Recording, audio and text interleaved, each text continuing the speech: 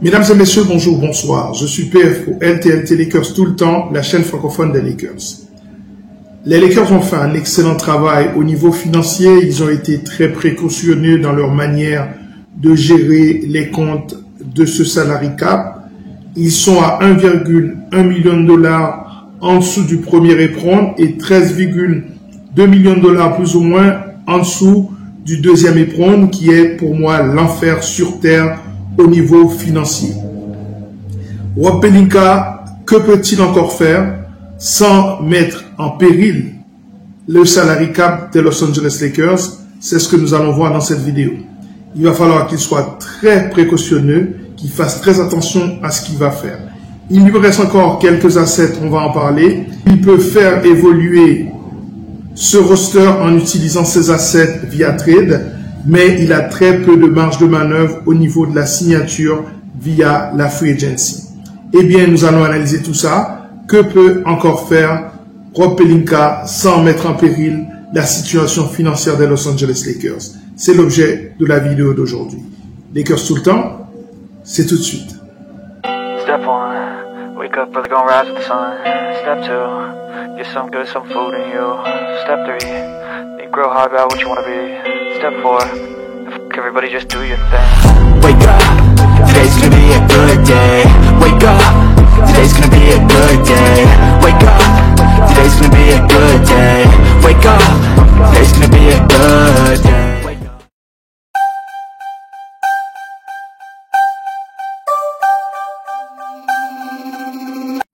Les Lakers ont des besoins précis. Je pense que un scoreur au low post, ça ferait pas de mal. Bien sûr, ils ont à l'idée de signer Eric Dixon. Eric Dixon, qui avait été annoncé comme étant un two-way, n'a toujours pas été signé en tant que tel, puisqu'il a été blessé lors de la Summer League et les Lakers n'ont pas voulu prendre des risques avec lui. Mais il a reçu un contrat 10 exhibit, ça veut dire qu'il sera dans le training camp et quand il est coupé, il passera directement dans l'équipe des South Bay Lakers en G-League. Les Lakers pourraient également utiliser un 3&D. Quand on a les 3&D, ça fait jamais de mal. Les Lakers pourraient également ajouter du shooting d'une manière générale et de la défense sur le périmètre d'une manière générale. Enfin, je pense que cette équipe manque encore de dureté. Avoir un enfonceur sur le poste 5 ou sur le poste 4, ça ne ferait pas non plus de mal. Voilà en somme les besoins de cette franchise. Comment maintenant arriver à ces besoins sans compromettre la situation financière de l'équipe? Ça, c'est l'enjeu de cette intersaison, ou plutôt de la fin de cette intersaison. Mais comment répondre à ces besoins? Eh bien, soit via trade ou via la free agency, ou ce qui en reste. L'avantage du trade, c'est qu'on peut aller chercher une cible plus précise. Mais justement, quelle est cette cible? Pour comprendre cela, il faut analyser la structure financière des Los Angeles Lakers.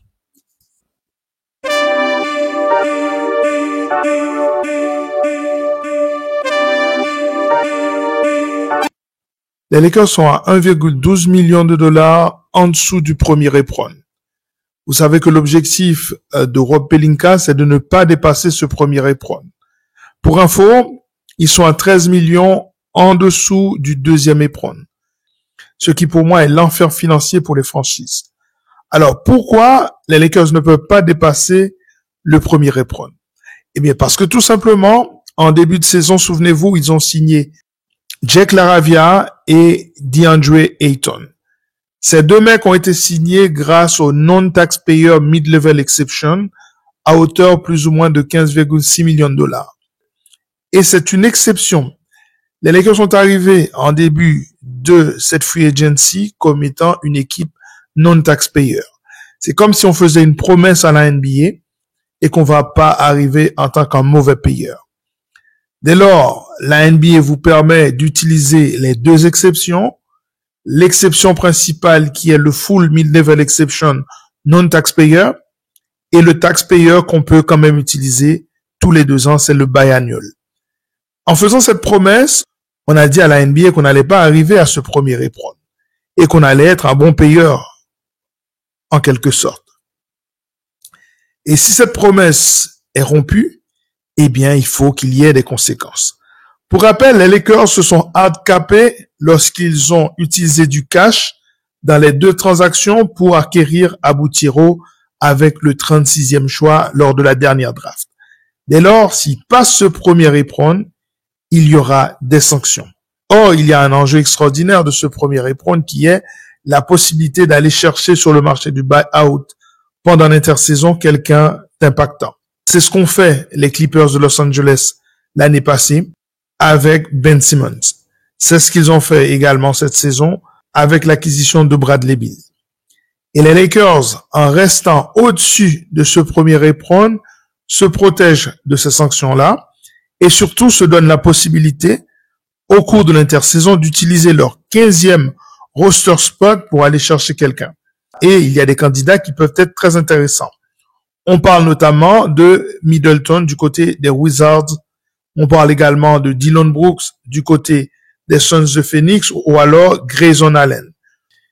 Si les Lakers sont un mauvais payeur, donc s'ils sont dans le premier éperon, ils ne peuvent pas signer quelqu'un qui vient d'être coupé et qui percevait avant cette coupure un montant qui est égal au mid-level exception, à savoir 15,6 millions de dollars. Donc, out Middleton, out un joueur comme Dillon Brooks.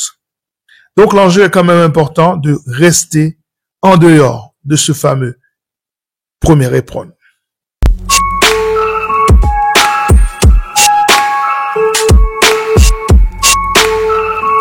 Les Lakers, pourtant, possèdent des assets, puisque pendant cette intersaison, ils ont fait de la magie financière pour remplir tous leurs besoins, ou presque, sans utiliser leurs assets. Pas un pic de draft gaspillé, pas un jeune échangé, pas un contrat expirant utilisé. Les Lakers ont fait une masterclass au niveau de la manière de construire une équipe avec peu de ressources. Bravo encore, Rob Pelinka. Pourtant, les Lakers possèdent encore quelques assets qui sont, à mon sens, très précieux. Le pic 2026, 2028, 2030, 2031 et 2032.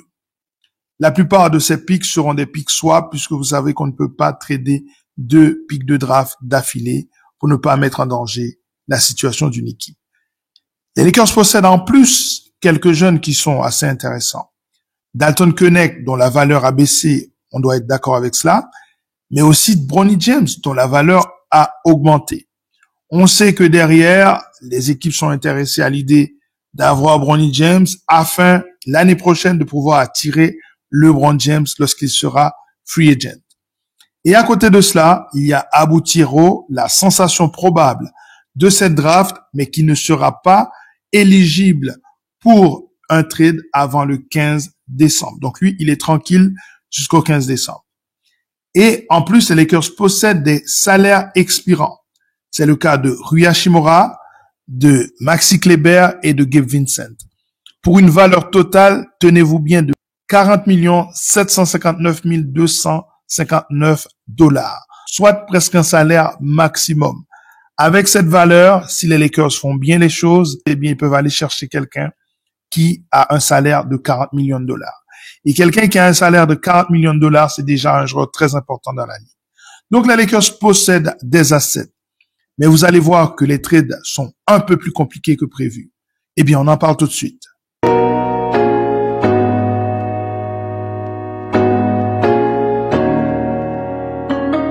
Eh bien, avant de se poser la question d'un trade, il faut se rappeler qu'il y a, selon la situation actuelle des Los Angeles Lakers, 3 conditions qu'il faut avoir en tête. Si vous avez pensé à un trade, pensez à ces 3 conditions. Est-ce que ces 3 conditions sont respectées? La première condition, c'est que les Lakers ne peuvent pas absorber plus de salaire que ce qui sort. Donc, ce qui sort du book des Los Angeles Lakers, donc de la comptabilité des Lakers, doit être supérieur à ce qui rentre. Sinon, les Lakers vont passer ce premier éperon et les choses vont commencer à se compliquer. Donc ça, c'est la première grande condition. La deuxième condition, c'est qu'il faut trouver un partenaire de trade qui ne risque pas lui-même de tomber soit dans le premier éperon ou soit même dans le deuxième éperon. Donc, il faudra pensez à ça. Si quelqu'un a ces problèmes-là, a priori, il n'est pas en mesure d'absorber plus de salaire que ce qui sort de sa comptabilité. Et la troisième condition, c'est qu'il faut trouver une équipe qui a de la place dans son roster. Pourquoi? Parce que selon les objectifs des Los Angeles Lakers, ils doivent sortir plus de salaire que ceux qui rentrent. Donc, ils doivent, a priori, sortir plus de joueurs. Donc, le trade qui va se faire, ça va être un trade de 3 pour 1, par exemple. Donc, il faut que de l'autre côté, il y ait une équipe qui ait de la place dans son roster pour pouvoir absorber ces salaires et qui puisse éventuellement couper les gens qui ne sont pas garantis afin de libérer de la place. Donc, ces trois conditions sont absolument sine qua non. Par exemple, sur la plupart des forums et même sur la chaîne, dans la zone des commentaires de Lakers tout le temps, beaucoup de gens ont parlé de Dillon Brooks. Moi, je trouve que c'est un profil très intéressant et j'irais même jusqu'à dire que c'est le gars qu'il nous faut. Pourquoi? Parce que c'est un enfonceur, c'est un défenseur en 3&D qui s'est beaucoup amélioré au niveau de son shoot. Il n'a pas peur. C'est vraiment le mec qui pourrait vraiment nous aider à passer un cap en apportant son leadership, en apportant sa défense, en apportant ses shoots extérieurs, en apportant un peu sa brutalité, dit dans un sens positif, bien entendu. Mais alors, une fois qu'on a dit ça, il faut tester les trois conditions. Première condition, il faut pouvoir envoyer plus de salaire aux Suns que ce que les Suns vont envoyer. Pour Dillon Brooks, par exemple, c'est 22,12 millions de dollars. Donc, il faut pouvoir envoyer plus vers les Suns de Phoenix. Et donc, il faut voir qui on enverrait. Dalton Knecht plus Gabe Vincent, eh bien, c'est pas assez. Il faut quelqu'un qui a un contrat un peu plus lourd. Donc, on pourrait éventuellement penser à Kleber plus Vincent, mais à ce moment-là, il faut voir si de l'autre côté, l'équipe des Suns soit en mesure d'absorber ce salaire sans rentrer de son côté dans l'un des deux éperons. Et ça, c'est la deuxième condition. Jusqu'au transfert de Kevin Durant, c'était l'une des équipes qui était dans le deuxième éperon. Après, j'ai pas analysé ce qui s'est passé, mais c'est une équipe qui a une peur bleue de cet enfer que constitue ce deuxième éperon. Donc, cette deuxième condition n'est pas valable. Et la troisième, c'est évidemment, il faut de la place pour pouvoir absorber 2 ou 3 joueurs. Donc, on sait que cette condition du côté des Suns est respectée, puisque aujourd'hui, à l'heure où l'on parle, les Suns n'ont pas re-signé Damian Lee. Ils sont donc à 13 joueurs garantis dans leur roster. Sans doute qu'ils vont faire quelque chose, parce qu'ils vont pas arriver, à mon sens, avec 13 joueurs en début de saison, même s'ils sont autorisés à le faire. Et c'est là qu'on voit effectivement que c'est une équipe qui a peur de dépenser chaque sous-compte dans la situation des équipes qui approchent le premier, voire le deuxième éperon. Donc, à chaque fois que vous allez vous poser la question de savoir qui les Lakers peuvent avoir via un trade, il faut faire ce test. La première condition, est-ce que on est en mesure de sortir plus de salaire que ce qu'on rentre dans notre comptabilité? Deuxièmement, il faut trouver un partenaire de trade qui, lui, ne risque pas de compliquer sa situation financière en entrant soit dans le premier, voire dans le deuxième éperon. Et la troisième condition, est-ce que, à l'heure où l'on parle, c'est-à-dire au mois d'août, il y a des équipes qui ont de la place dans leur roster pour absorber plus qu'un seul joueur, 2 joueurs, voire 3 joueurs, dans le cas de la situation qui aurait été idéale pour les Los Angeles Lakers.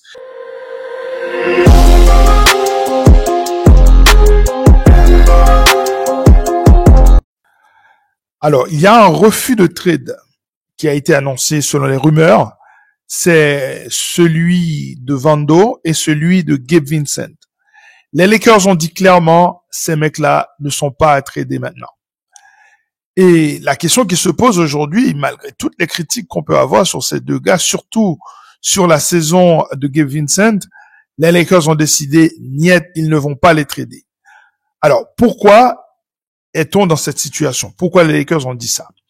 À mon avis, c'est parce que ils ne peuvent pas absorber plus de salaire que ce qui est nécessaire. Ils ne veulent pas non plus se défaire de leurs assets, notamment des pics de draft. Parce que sans doute que dans la ligue, des gens vont demander des assets pour pouvoir absorber les contrats de ces deux mecs. Et surtout, les Lakers ne voient pas l'utilité de transférer ces deux mecs-là maintenant, sachant que leurs valeurs seront supérieures une fois que la saison aura commencé.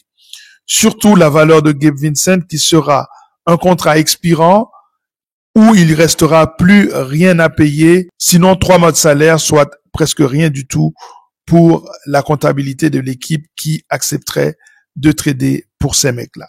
Donc les Lakers ont décidé de garder ces garçons jusque le mois de février, en tout cas pour ce qui concerne Gabe Vincent, en attendant que le bon deal soit sur la table. Et d'ailleurs, je suis assez content de cette stratégie parce que l'équipe, elle est conçue, elle est solide, telle qu'elle est aujourd'hui, elle est meilleure que celle de l'année passée. Et l'équipe de l'année passée avait terminé 3e dans cette conférence Ouest, absolument brutale. Si tu ajoutes à cela le fait que Luka Doncic est un autre garçon et qu'il a autour de lui tous les outils dont il a besoin, notamment une menace verticale et un défenseur sur le point of attack, eh bien, potentiellement, tu as un meilleur Luka Doncic offensivement et défensivement. Parce que c'est quand même un garçon qui est à 1,6 interceptions dans sa carrière. Donc, ce n'est pas rien. Donc, sur le papier, c'est vrai que un garçon comme LeBron James a 1 an de plus, mais il est toujours au pic de sa forme. Certains ont vu un déclin dans son jeu. Moi, je ne le vois pas. Il s'est fait bousculer par les Wolves l'année passée, mais toute l'équipe s'est fait bousculer. Et au fond, c'était un mauvais match-up pour les Los Angeles Lakers, cette équipe des Wolves. L'équipe telle est conçue aujourd'hui, elle est meilleure pour faire face à la brutalité, aux qualités athlétiques et à la taille de l'équipe de Minnesota. Donc, potentiellement, les Lakers sont meilleurs qu'ils l'étaient l'année passée. Ils n'ont absolument aucun intérêt à précipiter un trade pour aller chercher des Robert Williams, des Drew Holiday, des mecs qui vont plomber la comptabilité et qui ne sont pas forcément au meilleur de leur forme à ce stade-ci de leur carrière. Donc, l'idée d'attendre n'est pas du tout une mauvaise idée. Surtout que il y aura sans doute au cours de la saison des mecs qui seront mécontents et qui demanderont de manière implicite ou explicite d'être tradés. À ce moment-là, les Lakers auront tous leurs assets, leurs jeunes joueurs, Abou Thiro qui aura passé le 15 décembre et qui sera éligible pour être tradé, et en plus de ça, des contrats expirants. En veux-tu, en voilà. Donc, garder les assets, c'est la meilleure stratégie.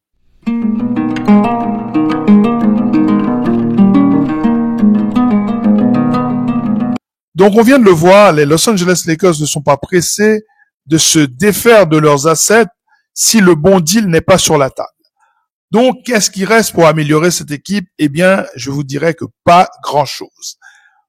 Il reste bien entendu la possibilité de la free agency ou ce qu'il en reste, à condition bien sûr que le joueur visé ne demande pas un salaire supérieur à $1 million. Ça, c'est la seule condition puisque les Lakers ne peuvent sous aucun prétexte signer quelqu'un pour plus de $1,1 million, auquel cas ils passeront dans le premier éperon et les problèmes commenceront. Donc, qui peut accepter $1 million pour venir jouer aux Los Angeles Lakers? Et j'ai envie de vous dire que la réponse est dans la question, pas grand monde. Puisque $1 million pour jouer une saison NBA de 82 matchs et des playoffs, c'est vraiment pas un grand salaire. C'est la moitié du salaire minimum. Donc, ça va être très compliqué. Mais regardons néanmoins qui est encore sur le marché, qui est dispo. Eh bien, au moment où on tourne cette vidéo, il n'y a plus Amir Coffey, puisqu'il a signé pour le salaire minimum du côté des Bucks de Milwaukee. Quand j'ai préparé cette vidéo, il était dans la liste, mais j'ai dû l'enlever. Il ne reste plus que des garçons comme DeAnthony Melton, dont les rumeurs disaient que les Lakers étaient intéressés par lui. Mais les Lakers n'ont pas de quoi le payer. C'est le cas également d'Al Horford qui n'a toujours pas signé, si je ne dis pas de bêtises. Quid de Gary Payton Jr.? Est-ce qu'il a signé du côté de l'équipe de Golden State? Je ne crois pas. Au moment où je tourne la vidéo, il est toujours agent libre. Il reste Precious Achiuwa du côté des New York. Lui non plus n'a pas encore signé. Il y a Malik Beasley qui a déjà joué pour les Los Angeles Lakers. et qui a fait une saison assez intéressante il y a 2 saisons de ça, une fois qu'il avait quitté les Lakers pour les Pistons de Détroit. Il reste Bol Bol, mais Bol Bol, vous savez ce que j'en pense. Je pense qu'il est trop grand pour être un ailier, il est trop frêle pour être un intérieur. Donc, aucun intérêt. Il reste Malcolm Brogdon. Malcolm Brogdon, qui n'a plus joué au basket depuis très longtemps. On n'a pas besoin d'un produit cassé aux Los Angeles Lakers aujourd'hui. Il reste Thomas Bryant, quelqu'un qui a joué 2 fois du côté des Los Angeles Lakers. C'est vrai qu'on dit jamais 203, mais je ne le vois pas, puisque ce garçon, en 2 occasions, il a été tradé du côté des Los Angeles Lakers. Il reste Damian Lee, j'en ai parlé dans cette émission. Phoenix n'a pas décidé de le garder, en tout cas pour l'instant. Donc, il reste pas vraiment grand monde sur le marché, à part un garçon comme Al Horford, d'Anthony Melton ou Gary Payton qui ne prendront sans doute pas $1 million pour venir jouer aux Los Angeles Lakers. Donc voilà pour la liste, une liste bien sûr incomplète, il reste encore quelques noms que j'ai pas mis, mais sans doute parce que ce sont des profils qui ne sont pas intéressants du point de vue des Los Angeles Lakers. Et toi, dis-moi, lequel aimerais-tu voir? Dis-le-moi en commentaire. Ça m'intéresse de connaître ton avis. Donc voilà, au niveau de la liste, au niveau des outils et au niveau des moyens que possèdent les Los Angeles Lakers pour améliorer ce roster. Voilà, ça est terminé pour cette émission consacrée à cette situation, à cette analyse de la situation financière des Los Angeles Lakers dans un contexte compliqué, dans un contexte où il manque encore des choses à améliorer. Il y a, comme vous l'avez vu, des assets dans cette équipe, un trade est encore possible. Cependant, je pense que ce trade n'aura pas lieu maintenant puisqu'il n'y a pas, pour ainsi dire, une évaluation claire des besoins des Los Angeles Lakers. Une fois que la saison aura commencé, que les Lakers auront joué quelques matchs, on saura exactement ce qu'il leur faut. Et à ce moment-là, il faudra attendre l'intersaison, c'est-à-dire le mois de janvier et le mois de février pour faire un trade conséquent. Voilà, j'espère que vous avez aimé ce contenu. Si tel est le cas, n'oubliez pas de mettre le petit pouce bleu. Abonnez-vous à la chaîne si ce n'est pas encore fait et surtout gardez la zone des commentaires active afin que cette communauté continue à grandir. Et enfin, n'oubliez pas de partager cette vidéo pour qu'elle soit connue d'autres aficionados de basket et des Los Angeles Lakers. Vous êtes les meilleurs, je vous en remercie. À très bientôt. Ciao.